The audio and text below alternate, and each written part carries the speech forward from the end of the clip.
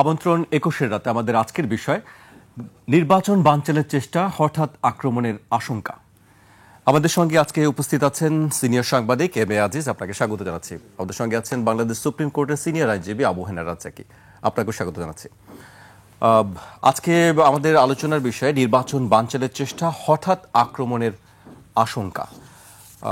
এর আগে আমি আজকের দিনের উল্লেখযোগ্য বেশ কয়েকটি বিষয় উল্লেখ করতে চাই আলোচনায় যাবার আগে। আজকে বিএনপির পক্ষ থেকে সংবাদ সম্মেলন ছিল, সেখানে বেশ কিছু বিষয় নিয়ে আলোচনা হয়েছে, মূলত জুলাই সনদ নিয়ে আলোচনা, এবং সেখানে বেশ কয়েকটি কথা বলা হয়েছে। জুলাই সনদের নিয়ে যে প্রস্তাব দেওয়া হয়েছে ঐকমত্য কমিশনের থেকে, সেটাকে অযৌক্তিক এবং অপ্রয়োজনীয় বলা হয়েছে। গণভোট আগের ক্ষেত্রে বলা হয়েছে বিএনপির পক্ষ থেকে, এবং আরেকটি বিষয় বলা হয়েছে যে জুলাই সনদ বাস্তবায়নের আইনি ভিত্তি দেওয়ার এখতিয়ার এই সরকারের নেই বলেছেন।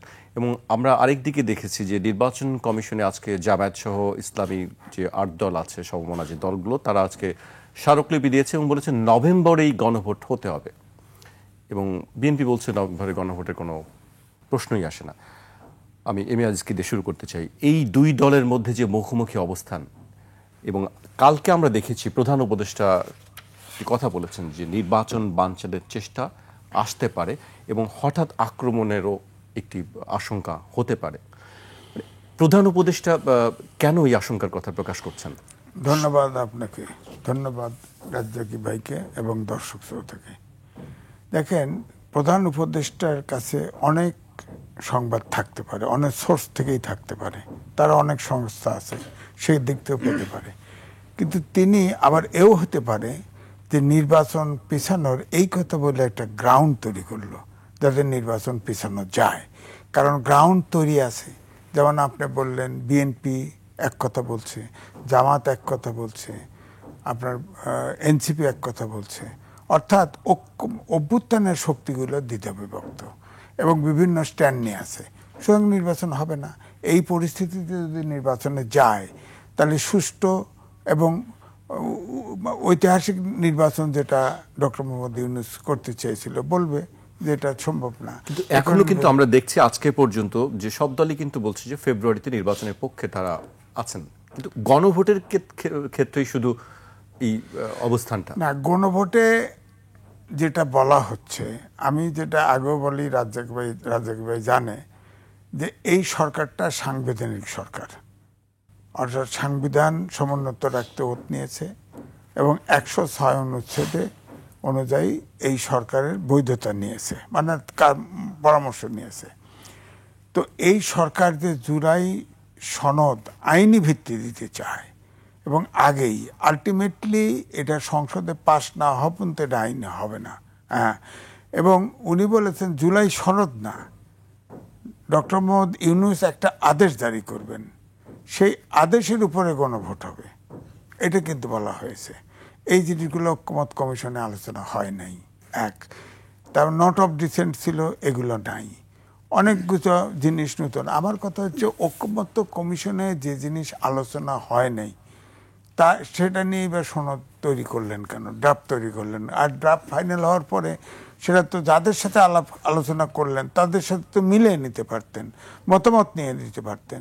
ঐকমত্য কমিশন, আমার মনে হয় ঐকমত্য কমিশন যে রিপোর্ট সনদ তৈরি করেছে এটা নিয়ে তারাও একটা ঝামেলা বাঁধাইতে চায়। আর মানে এই এক এক পক্ষর ঝামেলা বাঁধিয়ে আসলে লাভ কি? লাভ নির্বাচন পিছানো। মানে সেই পিছিয়ে লাভ কার আসলে? এখন অনেক শক্তি তো বাইরের শক্তি, ডক্টর মোহাম্মদ ইউনূসও বলেছে, তিনি বলেছেন যে দেশে বিদেশে ছোটখাটো শক্তি না, শক্তি আছে, বড় শক্তি নির্বাচন পেছানোর জন্য চেষ্টা, এই কথা কিন্তু বলেছে। বড় শক্তি আছে এখানে, বড় শক্তি মানে তো আমার দেশের ভিতরে বিরোধী। আবার এও বলেছে সরকারের ভিতরে এবং বাইরের শক্তিও আছে। হ্যাঁ, তারাও কিন্তু। আপনি কি কিছু আজ করতে পারেন সাংবাদিক হিসেবে যে আসলে সেই বড় শক্তিগুলো কারা দেশের বাইরে? বড় শক্তি এখন যদি বলেন পরাশক্তি, আমেরিকা ইনভলভ থাকতে পারে, ভারত ইনভলভ থাকতে পারে, চীনও ভিন্নতর খেলতেছে। অর্থাৎ যারা প্রভাবশালী পৃথিবীর দেশ, সব দেশই কিন্তু এখানে নাক গলাচ্ছে বলে আমার কাছে মনে হয়। বিভিন্নভাবে তাদের ইন্টারেস্টে। এখন ধরেন এই যে আজকে কালকেই শেখ হাসিনার যে আপনার কয়েকটা আপনার অনলাইন প্রসঙ্গে আসতে চাই পরে। তো এতে কি মনে হয় যে তারা শেখ হাসিনা বলছে যে তার পরিবার দিয়ে আর আওয়ামী লীগ হয়তো হবে না, এবং আওয়ামী লীগকে যদি ভোটে অংশগ্রহণ করতে না দেওয়া হয় তাহলে তার সমর্থকরা ভোট দিতে যাবে না, এরকম নির্বাচন বয়কট করার কথা বলেছে সমর্থকদেরকে। যেহেতু এটা বড় কয়েকটা মিডিয়ার কাছে বলেছে নির্বাচন সামনে, হয়তো এটা একটা মেসেজ, একটা প্রেশার বা একটা মেসেজ, এটাও ঠিক। তো সেখানে তো আমার কাছে মনে হয় আওয়ামী লীগ থেকে তো ডিস্টার্ব করার কারণ দেখছি না। তারা বয়কট করবে, এটা শান্তিপূর্ণ বয়কট। এটা বিএনপি বয়কট করেছে, জামাতও বয়কট করেছে তো সে একটা পার্টি পছন্দ হয় নাই, নির্বাচন বয়কট করেছে। কারণ আওয়ামী লীগকে তো এখানে অংশগ্রহণের সুযোগ দেওয়া হচ্ছে না। কারণ আওয়ামী লীগের যারা লুট করেছে, খুন করেছে, গুম করেছে, তাদের বিচার হবে। কিন্তু সাধারণ যে জনগণ, তারা জন্মগতভাবে অধিকার আছে তার ভোট দেওয়ার, তার নেতার নির্বাচন করার, সেই সুযোগ যদি না থাকে, তাহলে তো তারা বয়কট করার অধিকার তো আছে। হয়তো অন্য লড়াই নাই বা করলো, কিন্তু বয়কট করার অধিকার তো বয়কট করলো, এটা হলো। তো তাহলে তো যখন Awami League as a whole যদি ধরেন বয়কট করে, ধরেন এই যে মেসেজটাই তো বয়কট, তাহলে এটা তো অংশগ্রহণমূলক বলা কঠিন হবে। কারণ বিএনপি বড় দল যখন বয়কট করেছিল, কিন্তু আপনি খেয়াল করে দেখেন যে 3টে নির্বাচন কিন্তু গ্রহণযোগ্য হয় নাই, যেহেতু বিরোধী দলগুলোকে সঠিকভাবে নির্বাচনে অংশগ্রহণ করতে দেওয়া হয় নাই। তা আপনি হয়তো এটা ঠিক, ট্রাইব্যুনালেও মামলা আছে, হয়তো আওয়ামী লীগ নিষিদ্ধ হতে পারে ফাইনালি, আমার অনুমান। এখনো কোর্টের ব্যাপারে তো অ্যাসপারশন করা যায় না, কিন্তু তাহলে মামলা যেহেতু করেছে, কোর্টে যেহেতু মামলাও আছে, সুতরাং সেখানে নিষিদ্ধ হওয়ার সম্ভাবনা আছে। তা আওয়ামী লীগ নিষিদ্ধ হলো সংগঠন, ছাত্রলীগ নিষিদ্ধ হয়েছে। এখন ধরেন আওয়ামী লীগ নিষিদ্ধ হলে তাহলে কর্মীটাকে ভোট দিতে পারবে না। সাধারণ যার যে কোনো মামলা নাই, কিছু নাই, মারামারি করে নাই, ধরাধরি তার কেস নাই, সে কি ইয়ে করতে পারবে না, ভোট দিতে পারবে না? এই জিনিসগুলো তো প্রশ্ন আছে। যদি না দেয় তাহলে তো আওয়ামী লীগের সমর্থক তো আছে, ঝামেলা করতে পারে, চেষ্টা করতে পারে। সেখানে তো ইন্ডিয়া মত পাইতে আছে সহযোগিতা করার, গোলমাল তো হইতেই পারে। তো বড় শক্তি বলতে আমি বাংলাদেশের বড় শক্তি বলতে আমরা বড় রাজনৈতিক দলকে বুঝি। বড় রাজনৈতিক দলগুলি নির্বাচন চায়, এতে কোনো সন্দেহ নাই, কিন্তু নির্বাচনে সবাই সবার মতো জিততে চায়। কোন কাজ করলে আমি জিততে পারবো, সেটা কিন্তু প্রধান। আপনি তো জাতীয় নির্বাচন নিয়ে কথা বলছেন। হ্যাঁ, জাতীয় নির্বাচন, কিন্তু তার আগে আমাদের সামনে একটি বড় বিষয় চলে এসেছে, গণভোট। না, গণভোট তো আমি বলছি যে এটা একটা সাংবিধানিক সরকার, গণভোট তো ইয়েতেও নাই, সংবিধানেও নাই। আপনার বক্তব্য অনুযায়ী নভেম্বরে গণভোট সম্ভব না? নভেম্বরে কেন গণভোট হবে? গণভোট যখন করার ডেট করে নাই, কোন সরকার যদি মনে করে গণভোট নভেম্বরে হবে, তাহলে ঐক্যমতের শক্তি একমত হয়ে করবে। আর গণভোট যে সনদ তৈরি করেছে, এর উপর তো গণভোট হতে পারে না। কারণ এই আদেশটা বলা হয়েছে প্রধান উপদেষ্টার আদেশের উপরে গণভোট হবে। আদেশের কিন্তু আদেশ দেওয়ার এখতিয়ারই রাখেন। আজিজ ভাই, আপনার কাছে আমি আবারও আসবো। এই পর্যায়ে আমি আবু হেনা রাজ্জাকির কাছে আসতে চাই। রাজ্জাকি ভাই, আমি আলোচনায় যাবার আগে একটু কিছু বক্তব্য উল্লেখ করতে চাই। আজকের বিএনপি নেতা মির্জা ফখরুল ইসলাম আলমগীর বলেছেন, ঐকমত্য কমিশনের প্রস্তাব এবং সুপারিশে প্রতীয়মান হয় দীর্ঘ 1 বছর ব্যাপী সংস্কার কমিশন জাতীয় ঐকমত্য কমিশনের সঙ্গে রাজনৈতিক দলসমূহের দীর্ঘ ধারাবাহিক আলোচনা ছিল অর্থহীন, অর্থ ও সময়ের অপচয়, প্রহসনমূলক এবং জাতির সঙ্গে প্রতারণা। গণতন্ত্রের রাজনৈতিক দলগুলোর ভিন্ন মত থাকবে, এটাই স্বাভাবিক। তিনি অভিযোগ করেছেন, জাতীয় ঐকমত্য কমিশনের প্রস্তাবনা ও সুপারিশগুলো একপাক্ষিক এবং জোরপূর্বক জাতির উপর চাপানো হচ্ছে। তিনি বলেন, যেসব দফায় সবাই সম্মত হয়েছিল তার মধ্যে কিছু দফাকে অগোচরেই পরিবর্তন করা হয়েছে। এবার আরেক দলের বক্তব্য আসতে চাই। জাতীয় নাগরিক পার্টির মুখ্য সমন্বয়ক নাসিরউদ্দিন পাটোয়ারি বলেছেন, বিএনপির জন্ম হয়েছে হ্যাঁ ভোটের মধ্য দিয়ে আর মৃত্যু হবে না ভোটের মধ্য দিয়ে। জামায়াতেরও কড়া সমালোচনা করেছেন তিনি জামায়াতকে বলেছেন, জামায়াতের মুখে এক, অন্তরে আরেক। আমরা দুটি দলের বক্তব্য শুনলাম এবং জামায়াতের বক্তব্য আপনি জানেন। আসলে বল এখন কার কোর্টে? ধন্যবাদ আপনাকে এবং আমার সহ-আলোচক এবং 21 টিভির দর্শক শ্রোতা। অনেকগুলো বিষয় আপনি এখানে নিয়ে আসছেন। এই যে ধরেন মানে রাজনীতিবিদের মানে মুখে একরকম, ভিতরে আর একরকম, মানে অন্তরে আর একটা। জামাত প্রসঙ্গে বলছে। এটা আসলে কি জানেন, আমরা ওই যে আমি একটা কথা বারবার বলি যে এগুলো আমাদের অন্তরে ঢুকে গেছে যে রাজনীতিতে শেষ কথা বলতে কিছু নাই। এই যে শেষ কথা বলতে কিছু নাই, এটা কিন্তু অফিসিয়ালি প্রতারণার অ্যাপ্রুভাল। এবং আপনি দেখবেন দলের কর্মীগুলোও তাই বলে, রাজনীতিতে শেষ কথা বলতে কিছু নাই। কিন্তু সেই লোকটাই তার বাসায় এক বিষয় নিয়ে 2 পদের কথা বলতে পারে না, তাহলে অসুবিধা হয়। কিন্তু জনগণের প্রতারণা করা খুব সহজ। এখন এই যে রাজনীতির শেষ কথা বলতে কিছু নাই, এটা বেসিক্যালি প্রতারণা। এখন এই প্রতারণা করতে করতে করতে করতে গিয়ে আপনার বড় খেলোয়াড়ের সামনে পড়ে এখন সবাই প্রতারিত হইতেছেন। এই কারণে বললাম কথাটা, এই যে আপনি বললেন অর্থহীন, এই যে দীর্ঘ 7-8 মাস সময়ের অপচয় এবং প্রতারণার কথা জাতির সাথে প্রতারণা। ইনফ্যাক্ট জাতির সাথে প্রতারণা বলতে কি বোঝায়? জাতি মানে টোটাল জনগোষ্ঠীটা। টোটাল জনগোষ্ঠী কখনোই ফিল্ডে থাকে না, বা টোটাল জনগোষ্ঠীর প্রতিনিধিও কোথায় থাকে না। যে রাজনৈতিক দলগুলো প্রতিনিধিত্ব করে তারা দেখবেন হার্ডলি 50% অফ দ্য পিপল তাদেরকে রিপ্রেজেন্ট করে। এই যে আলোচনাটা হইল দীর্ঘ 10-11 মাস, কার সাথে আলোচনা? হ্যাঁ, ধরেন নিচে ধরে নিন, আলোচনা যে হইল দীর্ঘদিন, এই যে ফেব্রুয়ারি থেকে এই সেপ্টেম্বর অক্টোবর পর্যন্ত যারা রিপ্রেজেন্ট করছে তারা 40% লোক বা 50% লোক প্রতিনিধিত্ব করছে, বাকি 50% কোথায়? তো প্রতারিত হয়েছে রাজনৈতিক দলগুলো। এবং রাজনৈতিক দল প্রতারিত হইলে রাজনৈতিক দলের কর্মীরা প্রতারিত হয়, কথার কথা বলছি। সুতরাং এখানে খেলা চলছে। বাংলাদেশে আমি দেখলাম এই ইউনূস সরকারকে রাজনীতিবিদ বানাইছে এই রাজনৈতিক দলগুলো। যেমন ধরেন জুলাই চেতনার পক্ষে সবাই, জুলাই আন্দোলনের পক্ষে সবাই, সবাই দাবি করে জুলাই আন্দোলনের পক্ষে। তাহলে জুলাইয়ের আইনি সনদ বা আইনি ভিত্তিটা নিয়ে জটিলতা কেন হবে? আমরা তো সবাই দাবি করি যে আমরা জুলাই আন্দোলন করছি। কি আজিজ ভাই, আপনি যে ফর্ম যেভাবে হোক, বনিবনা না হোক, কিন্তু জুলাই সনদের আইনি ভিত্তি দিতে হবে, এতে সবাই একমত হবে না কেন? আবার এই প্রশ্ন আসবে কেন, জুলাই সনদের আইনি ভিত্তি দেওয়ার অধিকার এই সরকারের নাই, অন্তর্বর্তী সরকারের? আমি বলে দিচ্ছি আছে। কেন? অন্তর্বর্তী সরকার পূর্ণাঙ্গ সরকার। আপনাকে বেসিক একটা পার্থক্য বুঝতে হবে। তত্ত্বাবধায়ক সরকার একটা কথা আছে আমাদের, আর অন্তর্বর্তী সরকার ইনি আছেন। তত্ত্বাবধায়ক সরকার যখন বলা হয় যে তত্ত্বাবধায়ক ইঞ্জিনিয়ার, বলে না সুপারিনটেন্ডেন্ট ইঞ্জিনিয়ার, এই যে তত্ত্বাবধায়ক মানে কি, তাকে পার্টিকুলার একটা বিষয় দিয়ে তুমি এটা তত্ত্বাবধান করে চলে যাবা। তত্ত্বাবধায়ক সরকারের কাজ হইল আসো নির্বাচনটা তত্ত্বাবধান করে চলে যাও। আর অন্তর্বর্তীকালীন সরকার হইল একটা সরকার চলে গেছে আর একটা সরকার আসবে, এর মাঝখানে 2 দিন হোক আর 2 বছর হোক, সে পূর্ণাঙ্গ সরকার। কমপ্লিট গভর্নমেন্ট বলতে যা বুঝায় সে।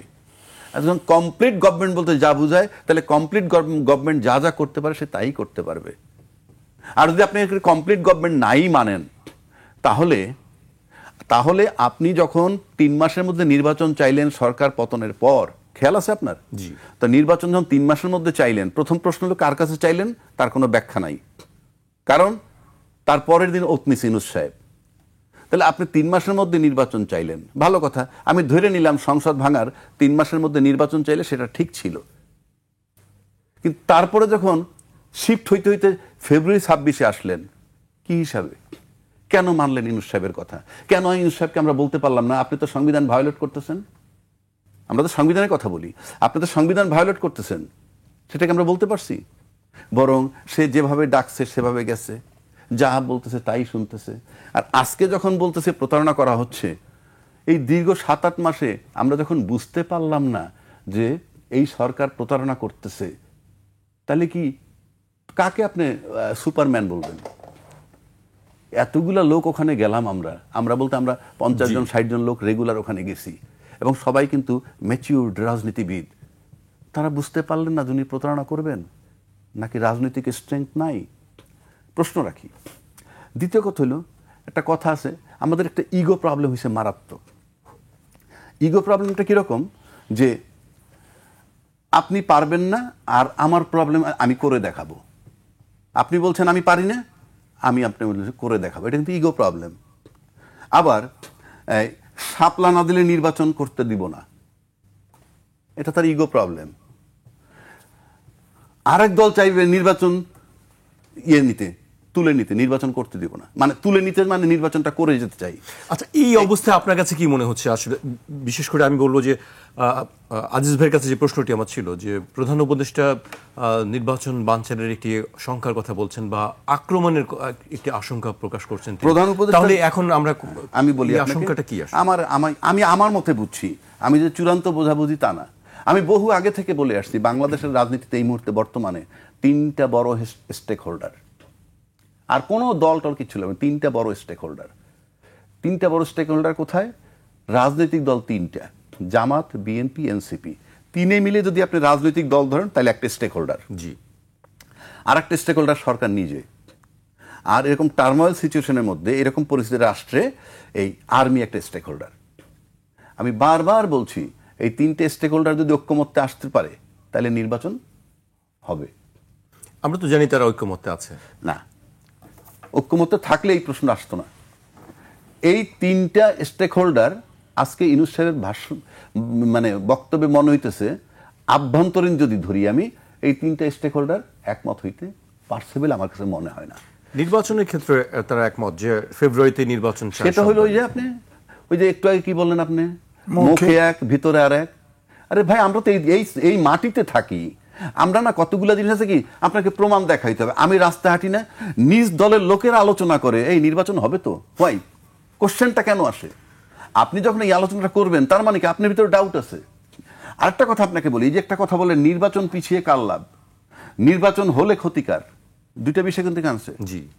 নির্বাচন না হলে ক্ষতিকার জানেন? সবচেয়ে বড় দলের ক্ষতি। যে দল নির্বাচন করলে ক্ষমতায় আসবে সেই দলের ক্ষতি হতো নির্বাচন না হইলে। আর নির্বাচন পিছিয়ে গেলে লাভ কার? আমি আপনাকে বলছি লাভ কার? জামাতের লাভ, এনসিপির লাভ, আওয়ামী লীগের লাভ। আর হলে বিএনপির লাভ। হলে বিএনপির লাভ। আমি কিন্তু হবে কি হবে না সেকেন্ড কোশ্চেন। আওয়ামী লীগের লাভ কি? আওয়ামী লীগ চায় না যে 5 বছরের জন্য কেউ বসুক। Very simple. ইলেকশন হইলে তো 5 বছরের জন্য কেউ বসবে। ইলেকশন হইলে সে 5 বছরের জন্য বসবে তো। এই 5 বছর তার ইলেকশনে হোপলেস হয়ে যাবে। কিন্তু আওয়ামী লীগের চাওয়ার বিষয়টি আসছে কেন এখন? আমি বলছি যে নির্বাচন পিছিয়ে লাভ কার সেই ব্যাখ্যা দিচ্ছি। সেই ব্যাখ্যায় আওয়ামী লীগের লাভ, যে অন্তত যাই হোক 5 বছরের জন্য বসে থাকতে হবে না। ইউনূস সরকার চলে গেল, যদি আরেকটা সরকার আসে, সে আর যাই হোক ইনডাইরেক্ট আওয়ামী লীগ। আপনি যাকেই বসান, অনির্বাচিত যে ব্যক্তিকেই বসাবেন, সে ইনডাইরেক্ট আওয়ামী লীগ। এই জন্য আওয়ামী লীগের লাভ নির্বাচন না হইলে। আসেন এনসিপি, এনসিপির কি লাভ? আমার ব্যাখ্যা আমি দিচ্ছি, আমারটা চূড়ান্ত নয়। এনসিপির লাভ হইলেই জুলাই সনদের আইনি ভিত্তি না হওয়া পর্যন্ত তাদের নিরাপত্তার একটা প্রশ্ন থাকে। সুতরাং জুলাই সনদের আইনি ভিত্তি যদি কালকে হয়ে যায় তাহলে সে সেফ, তখন সে নির্বাচন চাইতে পারে। আর ওইটা না হওয়া পর্যন্ত নির্বাচন না হলে তার লাভ। এইবার আসেন জামাত, জামাতের লাভ কি? জামাত ভাবতেছে জামাতের নির্বাচন করে, এককভাবে নির্বাচন করে আজকে পর্যন্ত একটু সিট বাড়াইও দললে 5টা 10টা 12টা পর্যন্ত পাবে, ঠিক আছে। কিন্তু তাছাড়াও কিন্তু আমরা শুনতেছি তাদের বেশ প্রভাব আছে, সরকারের মধ্যে প্রভাব, প্রশাসনের মধ্যে প্রভাব আমরা শুনতেছি এবং অনেকটা উপলব্ধিও করি। তো নির্বাচন না হলে এই প্রভাবটা থাকে, মন্দ কি? উপলব্ধিটা কিভাবে? বললাম না, এই বোঝা যায়। আমরা এই বাতাসের তোরে ভাই, আপনি রাস্তায় নামবেন, আবহাওয়াটা ঠান্ডা না গরম আপনি বুঝবেন না। এটা সব তাত্ত্বিক ব্যাখ্যা আপনাকে দিতে হবে। এছাড়া যদি আপনি যদি মাহফুজ সাহেবের স্টেটমেন্ট ধরেন, সে কি বলছে? প্রশাসন দুই দলে ভাগ করে নিছে, তাতেও তো কিছু প্রভাব আছে। সুতরাং আমি আপনাকে পরিষ্কার বলছি, এটা হলো আমার ব্যাখ্যা। এখন আসেন আমাদের বেসিক্যাল প্রবলেমটা কোথায় জানেন? আমরা রাজনীতি করি না, আমরা রাজনীতি করি না, আমরা ক্ষমতায় যাব কেমনে সেই চিন্তা। আমি আবারও বলছি, রাজনীতি করি না। আর যারা রাজনীতি করে তাদের রাজনৈতিক ভিত্তিটা খুব মজবুত হয়। তারা সংখ্যায় কম হলেও কিন্তু ভিত্তি মজবুত হয়। যেমন ধরেন, আপনি যদি ইয়েতে আসেন, অস্ত্র শস্ত্র জাগো আছে, মনে করেন যুদ্ধের মাঠে যদি দেখেন, যেই দলের যারা ফাইট করে, যে দলটা, যেই দলের ভিতরে সুশৃঙ্খলা বেশি, কমান্ড মানে হ্যাঁ রেজিমেন্টেড, তাদের কিন্তু সংখ্যায় কম হইলেও ভিত্তি মজবুত থাকে। আর যদি কমান্ড না মানে, সিগন্যাল না মানে, নিয়ন্ত্রণ না থাকে, তার সংখ্যায় যত বড় হোক, তারা যেহেতু ডিসিপ্লিনড না, তখন তারা দুর্বল থাকে। এবং রাজনৈতিক দলের ক্ষেত্রে যারা ডিসিপ্লিন, তার সংখ্যায় কম হইলেও মজবুত থাকে, আর ডিসিপ্লিনের মধ্যে না থাকলে সংখ্যায় বড় হয়েও তারা ভিত্তি থাকে না। তাদের ভিত্তির স্বপ্ন কোনটা জানেন? ক্ষমতায় যাব, প্রশাসন ব্যবহার করে আমার ভিত্তি তৈরি করব। জি, রাজ্জাকি ভাই, আপনার কাছে আমি আবার আসবো। এই পর্যায়ে আমি আজিজ ভাইয়ের কাছে আসতে চাই। বিএনপির পক্ষ থেকে অনলাইনে সোশ্যাল মিডিয়া একটি হ্যানা বিষয় একটি চালু হয়েছে, আমি সেই প্রসঙ্গে আসতে চাই। আবারও নাসিরুদ্দিন পাটোয়ারির বক্তব্যই আমি উল্লেখ করতে চাই। বিএনপি অনলাইনে সোশ্যাল মিডিয়ায় না শব্দ জারি করেছে। বিএনপির না বলার কোনো ওয়ে নেই। তারা অলরেডি হ্যাঁ বলে দিয়েছেন, তারা বিবাহে রাজিও হয়েছেন, কাবিননামায় সইও করেছেন। এখন তাদের না বলার কোনো অপশন নেই। বিএনপির ভেবেচিন্তে জুলাই সনদে সই করা উচিত ছিল। কবুল না করলে বিয়ে হয় না, যতই রেজিস্ট্রি করেন মুসলিম ল অনুযায়ী কবুল করতে হয়। আর আমার কথা হচ্ছে, নাসিরুদ্দিন পাটোয়ারি বড় না নাহিদ বড়? পার্টি প্রধানকে নাহিদ ইসলাম বলেছেন জুলাই সনদ বাস্তবায়ন না হলে নির্বাচন হওয়ার সুযোগ নেই। সুযোগ নাই।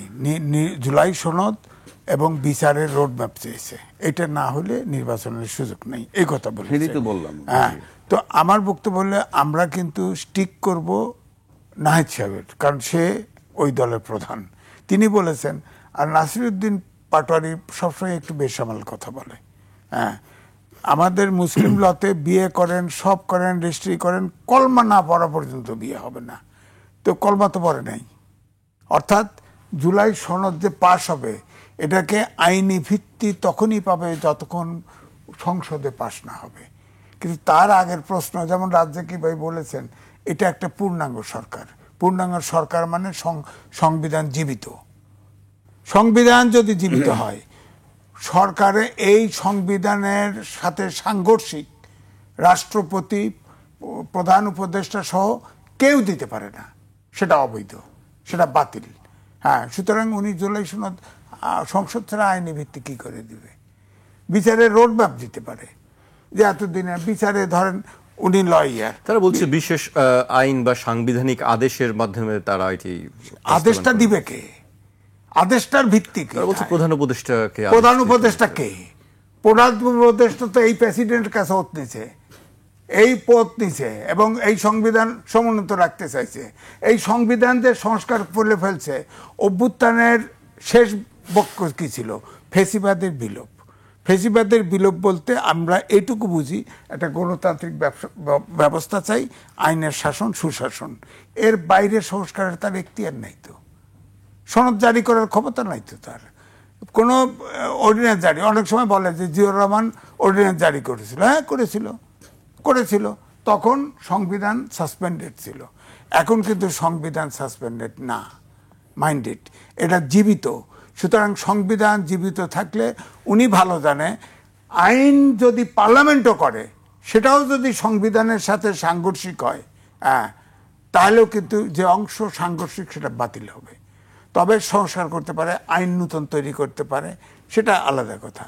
কিন্তু আপনি বলেন তো, এই যে বলতেছে আইনি ভিত্তি, আমার কাছে মনে হয় এটা একটা শিশু সুলভ দাবি, কারণ আইনি ভিত্তি সংসদ ছাড়া দিতে পারবে না।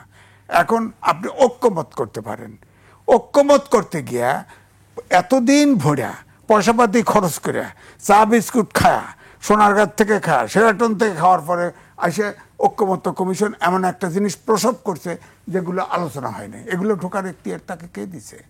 প্রশ্ন তো এইখানে যে আসলে কে দিছে? বিএনপি বলছে যে তারা অগোচরে এটি হয়ে গেছে। এই জন্যই বলছি যে এই ঐক্যমত্য কমিশন নিজেও ষড়যন্ত্রের অংশ, নিজেও ষড়যন্ত্রের ভিতরে পা দিছে।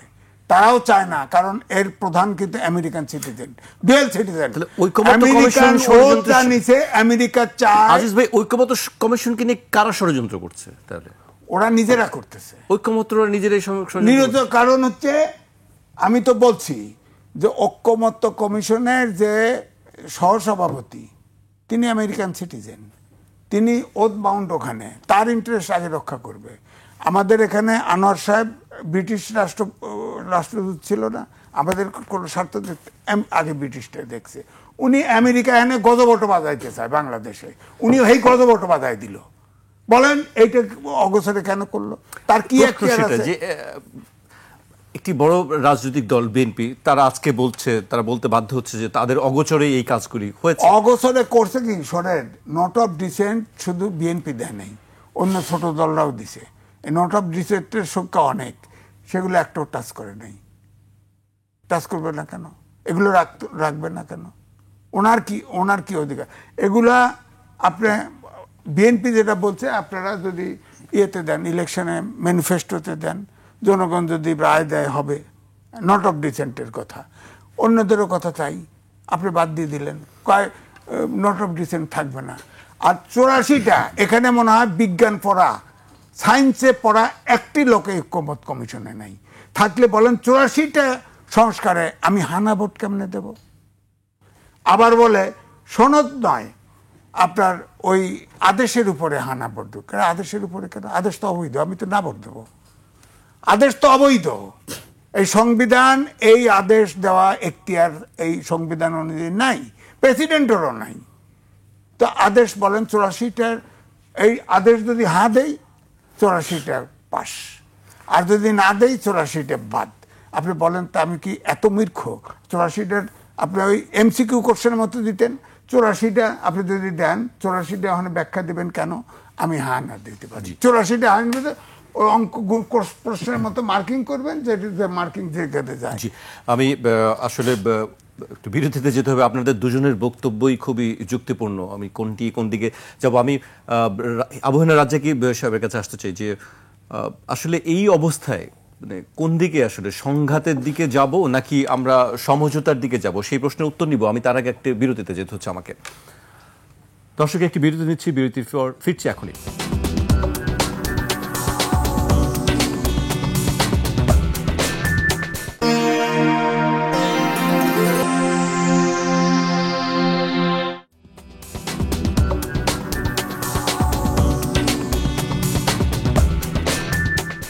বিরতির পর আবারও স্বাগত। আপনারা দেখছেন 21 রাত। আমাদের সঙ্গে আছেন সিনিয়র সাংবাদিক এম এ আজিজ এবং বাংলাদেশ সুপ্রিম কোর্টের সিনিয়র আইনজীবী আবহানা রাজ্জাকি। আমি এ পর্যায়ে রাজ্জাকি ভাইকে দিয়ে শুরু করতে চাই। আজকে আমরা দেখেছি যে নির্বাচন কমিশনের সামনে জামায়াত সহ ইসলামী দলগুলো সমাবেশ করেছে। আমরা কখনো দেখিনি নির্বাচন কমিশন এলাকায় কোনো সমাবেশ। তাদের দাবি ছিল যে আসলে নভেম্বরেই গণভোট দিতে হবে, এর কোনো ব্যত্যয় হওয়া যাবে না। আমি সে জায়গাটা আসতে তার আগে একটু কথা বলে নেই। আমরা বারবার একটা জিনিস ভুল করতেছি। আজিজ ভাই যেমন বলে এই সরকার সাংবিধানিক সরকার, এই সরকার এই সংবিধানের ভিতরে ঢুকতে পারতেছে না রে ভাই।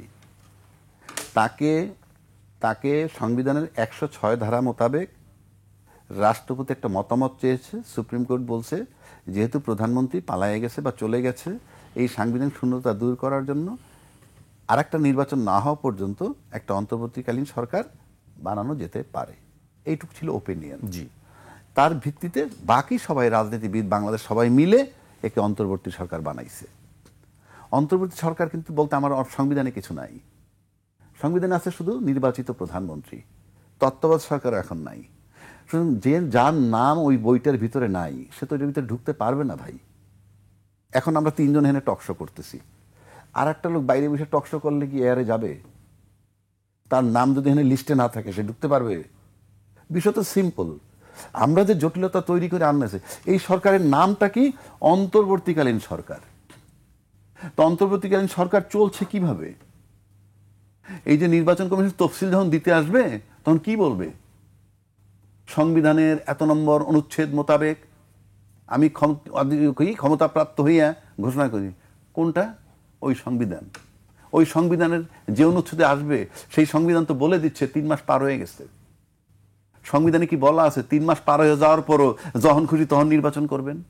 যেই সংবিধানটার কথা বলতেছে এখনো তো আটকায় নাই, আটকাবে সামনে। আপনি লিখে রাখেন, আমি রাজ্জাকে ছোট মুখে বলে যাচ্ছি তো, যখন দিতে যাবে না তফসিল তখনই জটিলতায় পড়বে। সংবিধান বলছে 30 দিনে 90 দিনের মধ্যে নির্বাচন করতে, এই সংসদ ভেঙে যাওয়ার পর। তারপরে কি বলা আছে যদি 90 দিনের মধ্যে না হয় যে কোনো সময়, 1 বছর পর 1.5 বছর পর, আসতে বলা তো নাই। জটিলতায় পড়বে। অন্তর্বর্তীকালীন সরকার, আবারও বলছি, পূর্ণাঙ্গ সরকার, সমস্ত দায়িত্ব পালন করতে পারবে সে। যাই হোক, সে নিয়ে বারবার বিতর্ক করে লাভ নেই। এখন আপনি বলছেন জামাত ইসলাম স্টেজ করছে, বুঝলেন, ইয়ের সামনে কোন ক্ষমতা বলে? জামাত তো নির্বাচন করলে 10-12টা সিট পাবে হার্ডলি। হ্যাঁ, তাহলে ভোটার নাই, কিচ্ছু না। নির্বাচন হওয়ার পরে আমরা ফলাফল, না, আমরা অতীত যা রেকর্ড দেখছি, আমি তো ক্ষমতা যেতে চাই না যেতে চাক বা না চাক, আমি বলছি অতীতের যা রেকর্ড দেখছি, আমি তার বাড়াই 10-15টা সিটও দেই, এটা তো কোনো বড় সংখ্যক না। তো তো বাংলাদেশে উনি যদি নির্বাচন কমিশনের সামনে মঞ্চ বানাইয়া নির্বাচনের বিরুদ্ধে কথা বলে এবং সেটা পারে, কেন পারে সেই কথাটাকেই আপনি বলতেছিলাম। এই মুহূর্তে বাংলাদেশে যে তিনটা দল আমাদের কাছে গুরুত্বপূর্ণ, একটা দল আওয়ামী লীগ নাই, বাকি যে দুটো দল আছে বিএনপি এবং জামাত যদি আপনি ধরেন, তাহলে জামাতের চেয়ে অন্তত 20 গুণ বড় একটা দল। তা 20 গুণ বড় একটা দল যদি হয়, জামাত তার অধিকার আদায় করার জন্য যদি মঞ্চে করতে পারে, এটা যদি রাজনৈতিক হয় বা আইন বিরোধী হয়, দুইটা ব্যাপার বলতেছি। যদি বলা হয় যে রাজনৈতিক অধিকার আদায় করার জন্য করা যায়, তাহলে রাজনৈতিক তুমি বাধা দিবা নির্বাচনের জন্য, তাহলে আর একটা দল তো রাজনৈতিক দল হিসাবে নির্বাচন আদায় করার জন্য যেতে পারে, যাচ্ছে না কেন? এক। আর যদি এটা বেআইনি হয় তাহলে বাধা আসতেছে না কেন? যদি বাধা না আসে তাহলে আর বড় দল যে আসে সে বলে না কেন? কথার কথা বলছি আমি। তাহলে যাচ্ছে কিভাবে? এই দুইটা দলের কিন্তু কেউ পাওয়ারে নেই, অফিসিয়ালি কেউ পাওয়ারে নাই যে পাওয়ার তারা ব্যবহার করবে, মানে প্রশাসন। তাহলে ভিত্তিটা কোথায়? ওই যে বলছি, রাজনৈতিক ভিত্তি একটা জিনিস, কমান্ড। আপনি যদি কমান্ড ঠিক থাকে, আপনার কমিটমেন্ট ঠিক থাকে, আপনার বিশৃঙ্খলা যদি না থাকে, ডিসিপ্লিন ফোর্সের মতো থাকেন, সংখ্যায় অল্প হইলেও শক্তিশালী। আর সংখ্যায় বহু গুণ কিন্তু ডিসিপ্লিন না, কমান্ড নাই, মানে না, কিন্তু বিশৃঙ্খলা আছে, ইউনাইটেড করে তার বিরুদ্ধে। বিএনপি রাজনৈতিক ক্ষেত্রে আসলে পিছিয়ে আছে। আমি পিছিয়ে আছে, ভোট হলে সে জিতবে, কিন্তু বর্তমান কৌশলের কথা বলছি। কৌশলের কথা একটা হইলো আপনি ভোটে জিতবেন এক জিনিস, আর রাজনীতির নামে মাঠে শক্তি প্রয়োগ, যেখানে কৌশলটা খুব মারাত্মক। এই যে বারবার বলা হচ্ছে যে তারা ছাত্রলীগের সাথে নাকি মিশে ছিল, আমি কথার কথা বলছি, মিশে ছিল সেটা কি? কৌশল। সেটা বোঝার পরেও কিন্তু কোনো ফার্দার স্টেপ হচ্ছে না। আজকে জামাত ওখানে গিয়ে মঞ্চ করে যদি বলতে পারে নির্বাচন চাই না, গণভোট চাই আগে, গণভোট চাই আগে, কথার কথা বলছি, তাইলে আবার আমি যদি বলি গণভোট আর নির্বাচন একই দিনে চাই, দুটো দাবি চলতে পারে। আমি সেই জায়গাটা আসতেছি। আমি আবারও বলতেছি যে এই যে স্টেক হোল্ডার, এই যে দুইটা স্টেক হোল্ডার এক হয় নাই, কাজে রাজনৈতিক বিরোধ আছে। এখন আপনি ক্ষমতায় গিয়ে প্রশাসন নিয়ে শক্তিশালী হবেন, সেটাকে কিন্তু রাজনৈতিক ভিত্তি বলা হয় না, সেটা হলো প্রশাসন বেসড রাজনীতি। যেমন পতিত সরকার, আমরা টকশোতে বহু লোকে বলে তাদের নাকি কোটি কোটি ভোটার এখনো আছে বাংলাদেশে, তাহলে প্রশাসন ছাড়া তোমরা দুর্বল। তা নাহলে তোমরা পারছো না কেন? তা নাহলে পারছো না কেন? ও কালকে ক্ষমতায় আসবা, তারপর প্রশাসন দিয়ে রাজত্ব করবা। এই যদি ভিউ থাকে, আপনি সামনের রাজনীতিতে আগানো কঠিন, কারণ জনগণ সচেতন। আপনাকে রাজনৈতিক কৌশল দিয়া, মেধা বুদ্ধি কৌশলের রাজনীতি করতে হবে। আপনি ওই রাজনীতিগুলা মানসিকভাবে ছেড়ে দিতে হবে, সোজা হিসাব। না ছাড়লে সাফার করবেন। নাহলে আপনি আমাকে বলেন, আমরা সব রাজনীতিবিদ ওখানে গিয়ে বসলাম, আমরা কিন্তু বাইরে এসে এখানে বলছি ওই এনজিও করে, তো ও কি গ্রামীণ ফোন চালাইছে, ইত্যাদি ইত্যাদি নানান কথা, ও বিদেশ থেকে আসছে। আরে বিদেশ থেকে আসছে, আমি যদি মনে করি টোটালটা অন্যায়, আমি গেলাম কেন তার আলোচনায়? আমি বয়কট করলাম না কেন? আপনি যাবেন, বসবেন, আলোচনা করবেন, প্রতারিত হওয়ার পর বলবেন প্রতারণা করলো, কিছুই যদি না বুঝেন, পে স্যালুট টু গভর্নমেন্ট। এই প্রশ্নগুলোই এখন সাধারণ মানুষের কাছে আমরা শুনছি।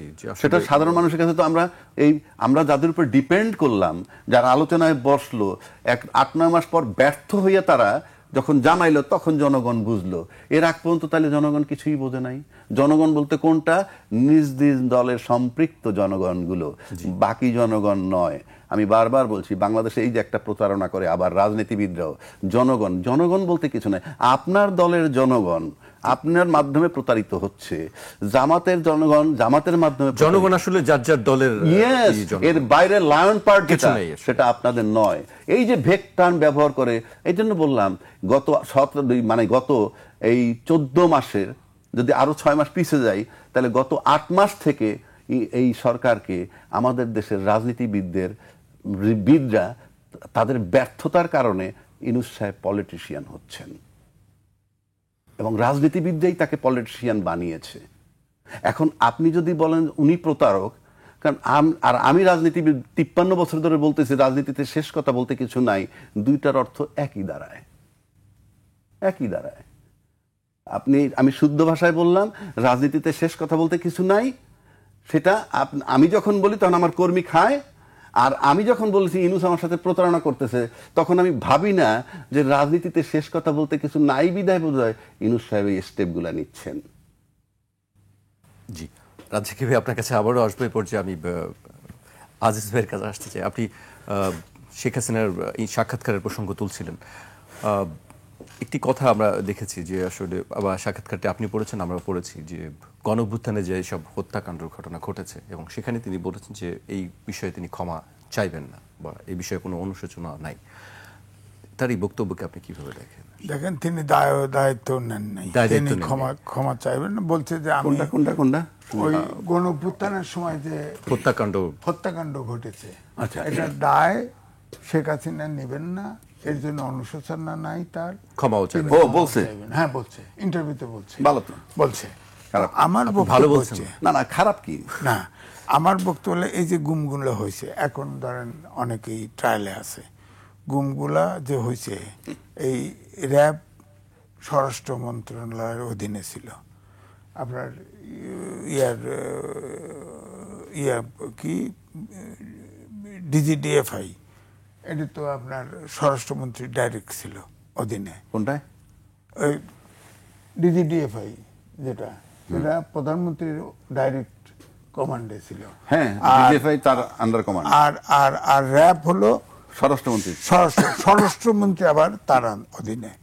তো গুলির যদি উনি যদি নির্দেশ না দিত বা দমন করতে, তিনি বলেছে এটা একটা সন্ত্রাস চলছিল, আমি এটা দমন করতে বলেছি, আমি কাউকে হত্যা করতে বলিনি। তো সেটাই বলুক না উনি, যে আমি কাউকে হত্যা করতে বলি নাই, আমার কথা হলো ওই কথার মতো যে বিয়ের রেজিস্ট্রি হয়েছে, কবুল পড়ে নাই, ব্যাপারটা তো ওইটা।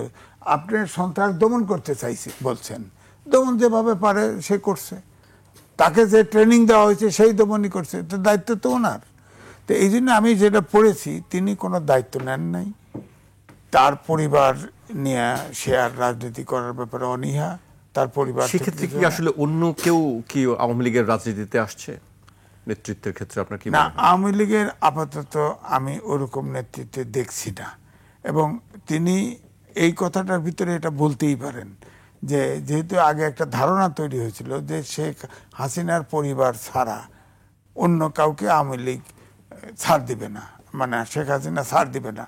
এখন হয়তো তারা খুঁজতে পারে লোক, যে একটা এত বড় একটা পার্টি, তাদের সমর্থক আছে, হয়তো ফ্রেশ কোনো লোক, কিন্তু আওয়ামী লীগের উপরের দিকে আসলে কোনো ফ্রেশ লোক খুঁজে, হ্যাঁ ফ্রেশ লোক নাই। তাহলে আমার রাজনীতি বাইরে হালাত নিলে কাম হয়। তাছাড়া তো আপনারা তো রাজনীতির বাইরের মানুষ দুজনই, আপনি সাংবাদিক, একজন আইনজীবী, আজকে আমরা দুজনকেই রাজনীতির বাইরের মানুষ পেয়েছি। তো আওয়ামী লীগের হয়েছে কি, যে হারে অনাচার করেছে, যেভাবে লুটতরাজ করেছে, তাতে গ্রামের ছাড়া সরকারের সাথে যারা আছে তাদের ভিতরে কোনো নির্ভেজাল লোক নাই, তাদের দিয়ে করতে পারবে না। তখন জহুরা তাজউদ্দিন ছিল, এখন তার মেয়ে আছে, ধরেন তাকে তো পলিটিক্সে দিবে না, আর মেয়েটাও অত বই লেখছে বটে, কিন্তু ওইভাবে জহুরা তাজউদ্দিনের মতো কিন্তু ওই ম্যাচুরিটি বোধহয় আসছে কিনা সন্দেহ, একটা বড় পার্টির দায়িত্ব নেবে পারবে কিনা তাও জানি না। কিন্তু এটা আসলে কাল্পনিকভাবে বলা মুশকিল। আওয়ামী লীগ একটা সংগঠন, বড় সংগঠন, এখন নিষিদ্ধ আছে, নিষ্ক্রিয় আছে। এই দলটা তো একটা সময় না একটা সময় অ্যাক্টিভ হবে, কোনো না হতে পারে 10 বছর হতে পারে। ধরেন আমি বলি যে এই যে রাজ্জাকি ভাই বলছিল যে বিএনপি যে 3 মাসের ভিতরে নির্বাচন চাইছে, এই সরকারটা হলে দাবি করলে যৌক্তিক ছিল, এই প্রশ্নটা উঠতো না এক। আর 3 মাসের ভিতরে যদি নির্বাচন দিত, আওয়ামী লীগ এতই হেডটেড ছিল, 5টা 10টার বেশি সিট পাইত না। আওয়ামী লীগ তো মুসলিম লীগের দিকে যেত, মুসলিম লীগ হওয়ার দিকে যেত। এই আওয়ামী লীগকে ঠেকা রেখে নির্বাচন না দিয়ে, তড়িৎ 3 মাসের ভিতরে নির্বাচন না দিয়ে, এটা আপনার সিম্প্যাথি দিয়ে সমর্থকরা এখনো আছে। তো আপনি এই জন্যই আমি বলি যে এই সরকারের শুরু থেকে রাজনৈতিক দল এবং সরকার, আমি বলবো পদে পদে ভুল করেছে তারা, আমাদের ছোট জ্ঞানেই বুঝি ভুল করেছে।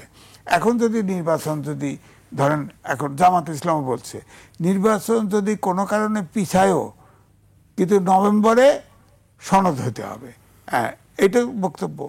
নির্বাচন ফিসায় যদি 1 বছর 2 বছর ফিসায়, ওনাদের হাতে তো নাও থাকতে পারে, সুতার নাটাই ছুটে যাবে, তো তখন তো আর 5 বছর তাবালিং করা যাবে না, আবার ছাত্রলীগের লুঙ্গির তলায় যেতে হবে।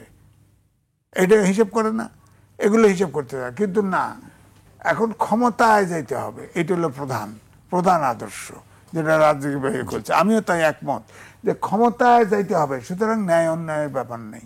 কিন্তু আজকে যদি আমার বক্তব্য হলো জুলাই সনদ আইনি ভিত্তি দিতে আলটিমেটলি সংসদ লাগবে, তাহলে আপনারা একমত হতে পারলেন না কেন?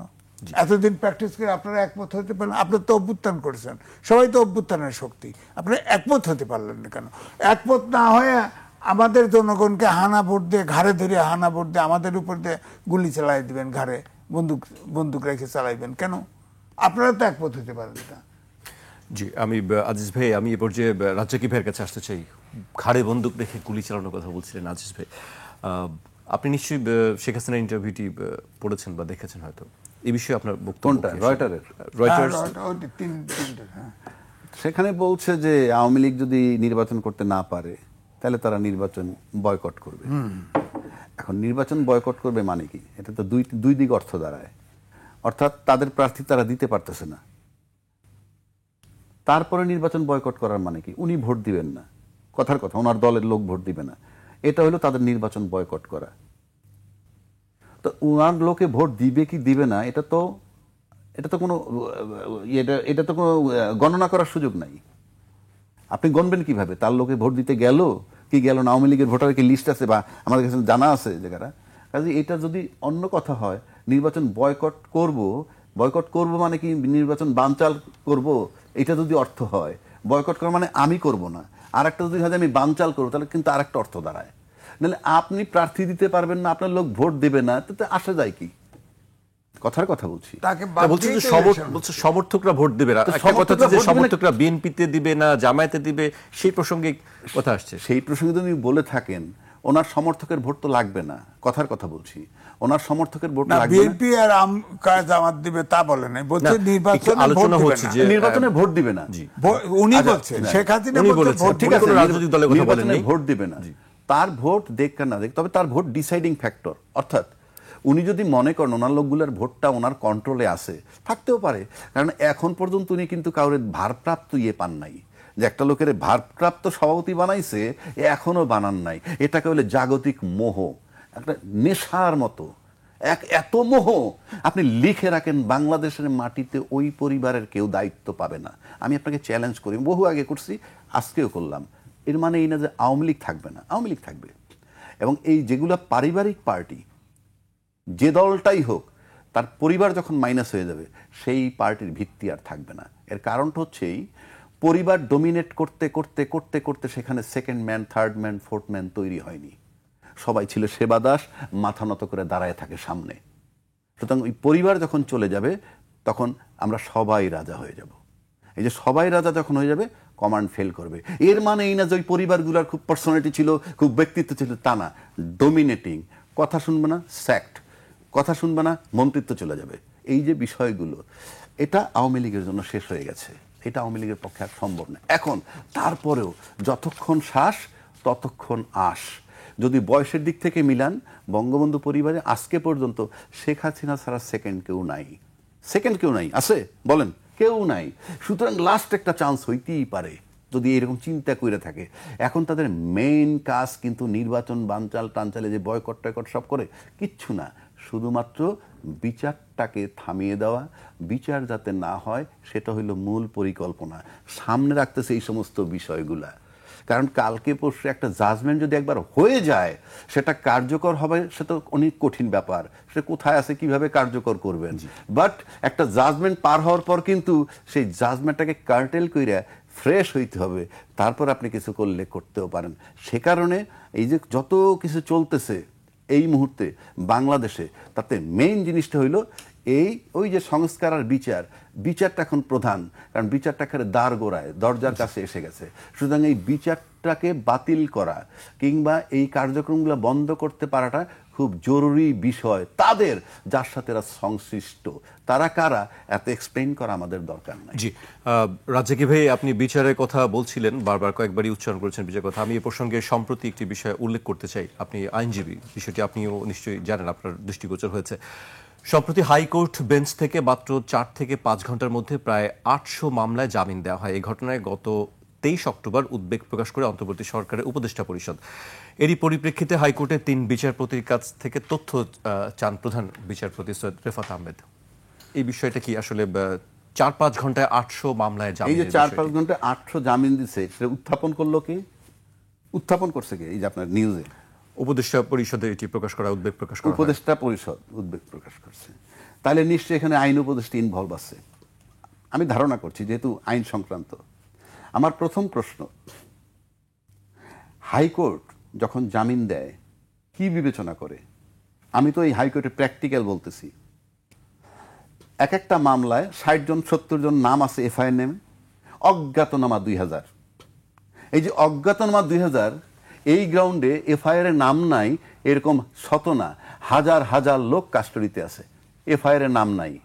7 মাস 8 মাস চলে গেছে, কোনো তদন্তের অগ্রগতি নাই। ওই লোকটা কাস্টডিতে কি হিসাবে থাকবে? কথাটা সিম্পল। এটার জন্য আইনস্টাইন হইতে হবে না।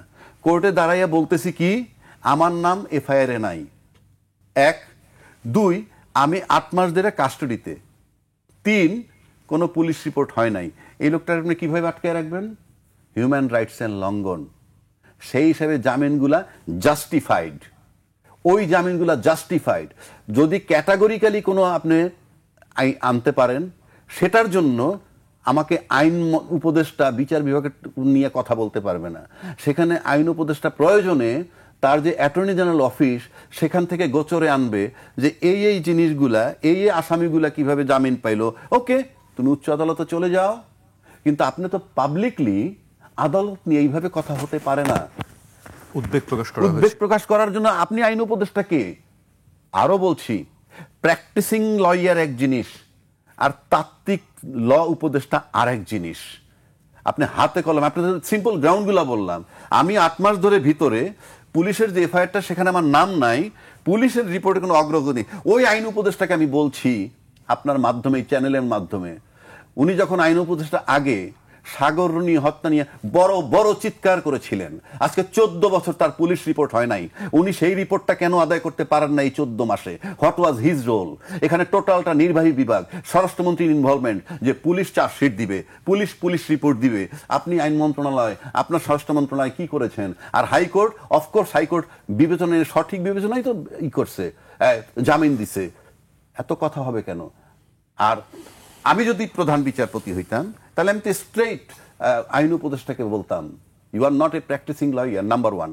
Number 2, I am very much confident about my bench. আমার হাইকোর্ট বেঞ্চ নিয়ে আমি কনফিডেন্ট। যৌক্তিক, হ্যাঁ। ক্যাটাগরিক্যালি যদি আপনার কোনো বিষয় থাকে, আপনি তো অ্যাটর্নি জেনারেল অফিস ব্যবহার করতে পারেন। অ্যাটর্নি জেনারেলকে বলবেন, তারা উচ্চ আদালত থেকে স্টে করে দেন জামিন, সমস্যা কোথায়? কিন্তু এইভাবে যদি পাবলিক করেন, তাহলে আপনারা কি আবার বিতর্কিত করতেছেন?